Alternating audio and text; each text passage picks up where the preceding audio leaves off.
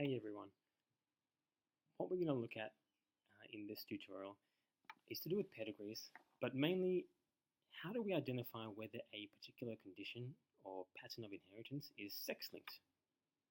Now, I'm assuming you guys know how to determine whether a particular trait is dominant or recessive. And just in case you don't, I have my definitions or what to look out for in a pedigree to determine whether it is dominant or recessive. But how do I know if that recessive trait is sex-linked? How do I know if that dominant trait is sex-linked?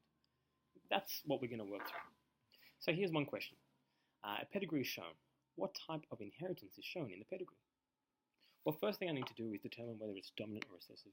That's easy to do. I'm looking here at this part of the pedigree. And by looking at that, I know that this must be a dominant trait because two individuals with the condition produce a child or offspring without the condition. Now, how do I know whether that dominant trait is sex-linked or not sex-linked? Well, I don't. But what I do is, and this is how I answer the question, what I do is I just pretend that it is sex-linked. So I have no idea. I'm going to pretend that this is dominant and sex-linked. And what I'm going to do is I'm going to create a Punnett square to see if this Punnett square matches up with pedigree. So I'm going to make a Punnett square from these two parents here. And the reason why I'm going to choose these two parents to perform a Punnett square with is because I know their genotypes. I know that his genotype, this is again, if it were dominant and sex-linked, his genotype would be that. Her genotype would be that. Now she would have to be homozygous because she does not have the condition. So I'm going to perform a Punnett square. So we'll put the male here, and we'll put the female here. And let's complete the Punnett square. Now, according to this Punnett square, if this were a dominant and sex-linked trait, I would expect that all the males would not have the condition. And I would expect all the females to have the condition. Now, does this match up with what we have in the pedigree? Well, no. Because here, I have a male who has the condition. And here are two females, 1, 2. According to this Punnett square, all the females produced should have the condition, but these two females do not. So it doesn't make sense for this particular trait to be dominant and sex-linked. So therefore, I know, and I can say this confidently, that this is a dominance trait, but it's not sex-linked. So the answer is D. Now, why don't we go through another example? This question. Polycystic kidney disease is a rare disorder affecting 1 in 1,250. Which of the following statements best describe the mechanism of inheritance of this disorder? First thing we do, is it dominant? Is it recessive? This is always the easier part. I look at this part of the pedigree, and I know immediately if it's dominant. My next thing I need to do is determine whether it is sex-linked or not. By looking at this, I have no idea.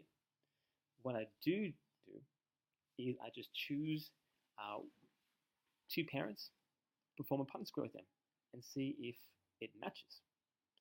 So the two parents I'm going to choose are these parents here. And the reason why I chose these two parents is I can be 100% confident of their genotypes. So if this is dominant and sex-linked, I know his genotype, and I know her genotype. I guess I could perform the same thing with these parents here, but I'll choose these two. And let's perform a Punnett square with these two parents. So according to my Punnett square, if this were indeed dominant and sex-linked, none of the men or males should have the condition. All of the females should have the condition. Does this match up with what we see in the pedigree? Well, no. Look, this female does have the condition. However, this female doesn't have the condition. So that doesn't make sense if this is indeed dominant and sex-linked. If this were dominant and sex-linked, how come this male here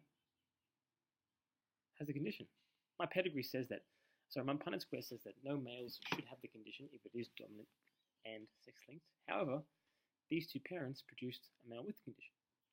So my Punnett square isn't matching up with my pedigree, therefore I can immediately rule out that this is dominant and sex-linked. It's not sex-linked, it is only dominant, so the answer in this case is C. Let's go through one more. This example, or this question.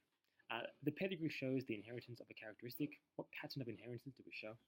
First thing, is it dominant or is it recessive? In this case, I'm going to have the answer revealed by looking at this part of the pedigree. This tells me that it is recessive. Now, the next question is, well, is it sex-linked?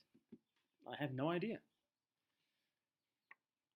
What I do is perform a Punnett square with two parents to see if my Punnett square matches up with my pedigree. Now, there are plenty of parents to choose from. Which one do I choose? Well, I'm going to choose a set of parents whose genotype I can be certain of. In this case, I can be certain of these individuals' genotype. If this was sex-linked and recessive, that would be her genotype. His genotype would be that. So I can be 100% certain of that. So I'm going to use those two individuals to perform my Punnett square with. So let's do the Punnett square. So from my Punnett square, both males have the condition. From my Punnett square, both males have the condition.